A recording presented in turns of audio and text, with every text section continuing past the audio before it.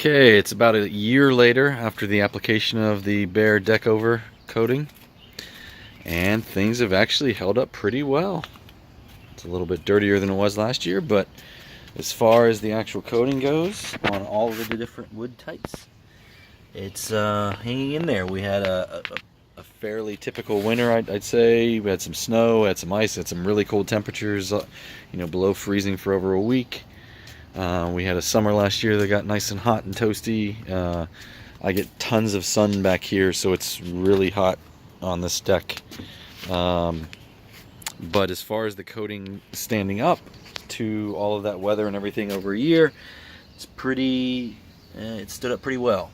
You can see the different types of wood. The wood on the left here is some of the newer wood that I bought last year, and then on the right you've got the older wood, which is probably over 20 years old, that I had to do a lot of pre-treatment for, a lot of cleaning, a lot of scrubbing. But everything's holding up. The only evidence of any type of deterioration that I thought I saw was late summer last year. A piece on the steps kind of peeled off, but I think that was because the wood was a little loose, a little bit too loose, and I hadn't sufficiently sanded that down.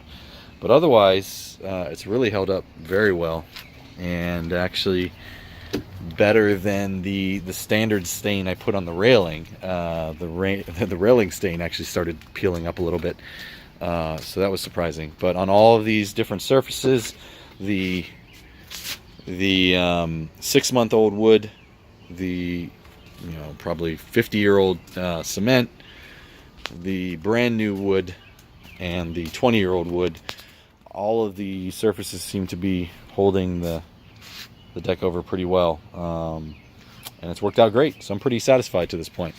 I will note that the temperature of the deck can get a little toasty for bare feet when the sun's out.